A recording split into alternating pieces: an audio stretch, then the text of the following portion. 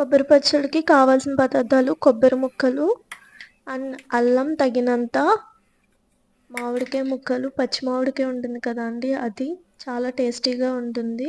So అది 1 cup and పచ్చిమిర్చి కారంకి తగినంతగా. సో ఇప్పుడు ఒక మిక్సీ జార్ తీసుకొని అందులో కట్ చేసి పెట్టుకున్న కొబ్బరి ముక్కలు వేసుకొని మిక్సీ పట్టుకోవాలి. సో మిక్సీ పట్టుకున్న తర్వాత ఒక ప్లేట్లోకి ట్రాన్స్ఫర్ చేసుకున్నామండి.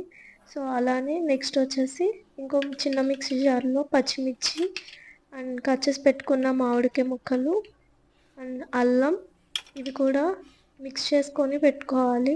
సో ఇందాక కొబ్బరి తురుము ప్లేట్లోకి ట్రాన్స్ఫర్ చేసుకున్నాం కదా, సో అందులోకి పేస్ట్ కూడా ట్రాన్స్ఫర్ చేసేసి సో పసుపు తగినంతగా వేసుకోవాలండి. అండ్ వేసుకొని సాల్ట్ 2 స్పూన్స్ నేను యాడ్ చేసుకున్నాను. సో మీకు టేస్ట్కి తగ్గ సాల్ట్ యాడ్ చేసుకోండి. అండ్ ఈ 2 మిక్స్ చేసి పెట్టుకోవాలి ఒక పక్కన. అండ్ ఇప్పుడు వచ్చేసి పోపులండి, కరివేపాకు అండ్ వేరుశనగ గుళ్ళు, ఎల్లుల్లిపాయ ఆప్షనల్ అండి. సో ఇప్పుడు వచ్చేసి పచ్చి శనగపప్పు ఉంటుంది కదా, జీలకర్ర అండ్ ఎండుమిర్చి, ఆవాలు తీసుకున్నాము. ఇప్పుడు కరివేపాకు గురించి మీకు కొంచెం బెనిఫిట్స్ చెప్పాలండి. సో కర్రీ లీవ్స్ అంటారు వీటిని. ఇందులో వచ్చేసి ఏబీసీ యాంటీ ఆక్సిడెంట్స్ ఉంటాయండి. ఇవి డయాబెటీస్కి అండ్ కొలెస్ట్రాల్ లెవెల్స్ అవి తగ్గిస్తూ ఉంటుంది.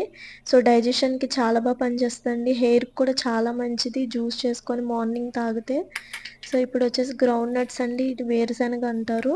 సో ఇందులో వచ్చేసి పొటాషియం, కాల్షియం, ఫాస్ఫరస్ ఉంటాయి. ప్రోటీన్ అండ్ ఫైబర్ కూడా ఉంటాయి. ఇవి కూడా చాలా హెల్తీకి మంచిదండి.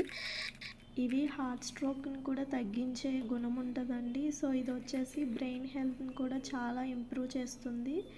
సో దీనివల్ల చాలా హెల్త్ బెనిఫిట్స్ ఉన్నాయండి. అండ్ ఇప్పుడు వచ్చేసి ఒక పాన్ తీసుకొని అందులో ఆయిల్ వేసుకోవాలి. సో అది కాగిన తర్వాత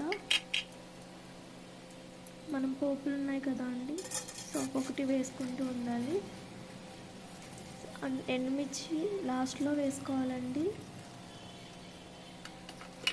ఎందుకంటే మళ్ళీ మాడిపోతూ ఉంటాయి కదా.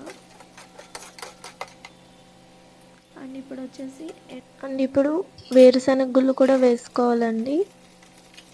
సో అవి కూడా ఒక కలర్లోకి వచ్చిన తర్వాత ఇప్పుడు వెల్లుల్లి, అలానే కరివేపాకు వేసుకొని తింటే చాలా బెనిఫిట్స్ ఉన్నాయండి. సో ఎవరు మిస్ చేయొద్దు. అండ్ ఎండుమిర్చి కూడా వేసుకున్నాము.